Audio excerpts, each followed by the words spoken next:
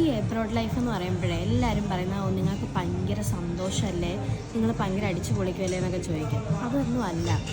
പിന്നെ എന്താ loneliness, ഡിപ്രഷന്, anxiety, pressure, ഇതൊക്കെ അല്ലേ എന്ന് വേറെ കുറച്ച് പേരും ചോദിക്കും.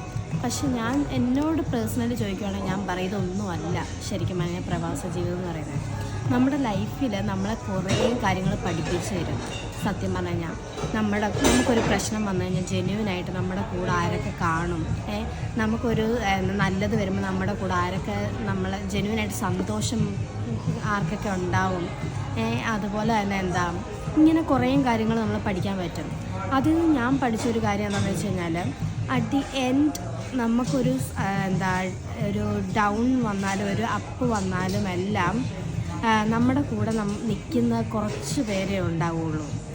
അവർ നമ്മുടെ കൂടെ അങ്ങോളം കാണുകയും ചെയ്യും. അതിൽ ഏറ്റവും ഇമ്പോർട്ടൻ്റ് ആയിട്ടുള്ള 2 വ്യക്തികൾ എന്ന് പറയുന്നത് എപ്പോഴും നമ്മുടെ പാരൻസ് ആയിരിക്കും, നമ്മുടെ അപ്പനും അമ്മയായിരിക്കും അതിൽ ഏറ്റവും മുന്നിൽ തന്നെ ഉണ്ടാവുന്നത്.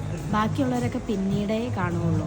അപ്പോൾ അവരുടെ സന്തോഷങ്ങൾക്ക് നമ്മളെപ്പോഴും മുൻഗണന കൊടുക്കുക എന്നുള്ള ഒരു ലെസൺ കൂടിയായിരുന്നു എനിക്ക് ഈ എബ്രോഡ് ലൈഫിൽ നിന്ന് പഠിക്കാൻ പറ്റിയൊരു പാഠം എന്ന് പറയുന്നത്.